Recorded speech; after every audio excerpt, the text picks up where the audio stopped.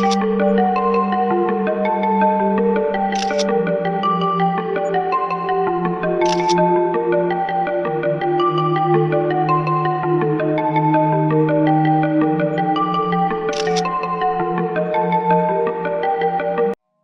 don't ever want to think about my high school days. I just don't want to remember it.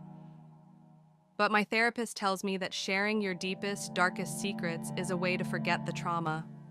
Rhea, Lily, Mia, and I were inseparable best friends since elementary school, and all our parents knew each other very well. We often had sleepovers at one another's house, and that evening, we had all planned to stay at Rhea's because her parents would be going out and wouldn't be home until the next day.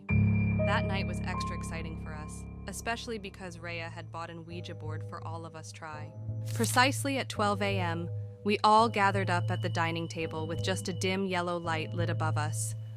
Rhea placed her hand on the planchette. The room fell into absolute silence, where none of us dared to utter a word.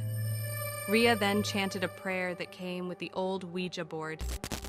After chanting the prayer, the planchette began to move towards yes.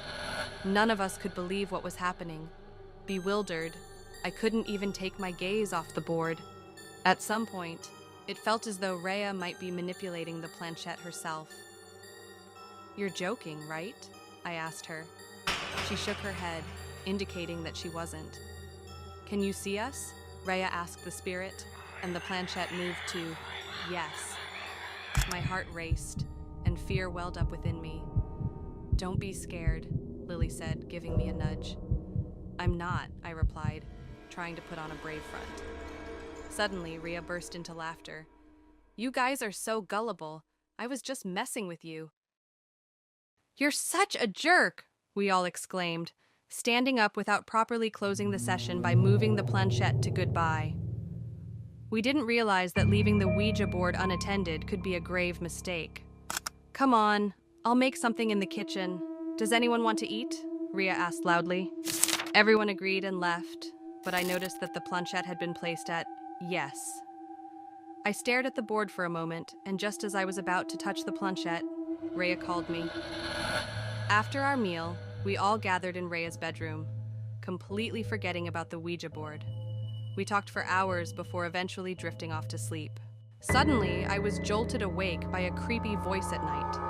It sounded like someone was mumbling something, perhaps a song or a rhyme in an unnatural, distorted tone. I got out of bed and checked the time. It was around 3 a.m. As I walked down the stairs, the voice grew louder. I hid behind the staircase, trying to understand what was happening. To my shock, I saw Rhea in the living room, her long black hair obscuring her face as she moved in a circle while singing, "Here we go round the mulberry bush," slowly and creepily. Then she began repeating, "Mulberry bush, mulberry bush, mulberry bush," faster and faster. Suddenly, she stopped, lifted her head, and pointed directly at me, then began to laugh hysterically. It didn't feel good, and I could tell she wasn't doing a prank or anything. My body was covered in goosebumps, and I ran to wake Lily and Mia, but they remained unresponsive to my frantic shaking. Abruptly, Rhea appeared at the bedroom door, looking like a deranged figure with an unsettling smile.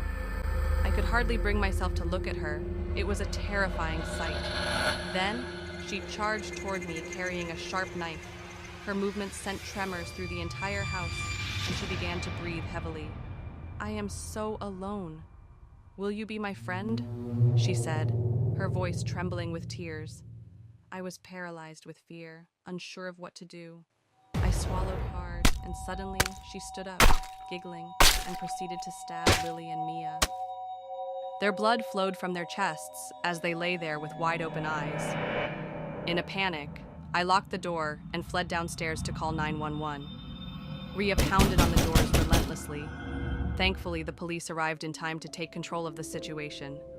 Rhea was then taken to a mental institution, and my family and I left town. After 10 years, I returned to the town, compelled by a lingering sense of nostalgia for my childhood friends. I went to the mental institution where Rhea was confined. She was kept in a small, isolated cell. The moment she spotted me, she rushed to the bars singing, Here we go round the mulberry bush. Here we go round the mulberry bush. Each repetition faster than the last. 20 years have passed since that horrifying incident, but the haunting words mulberry bush continue to echo in my ears, as vivid as if it were yesterday.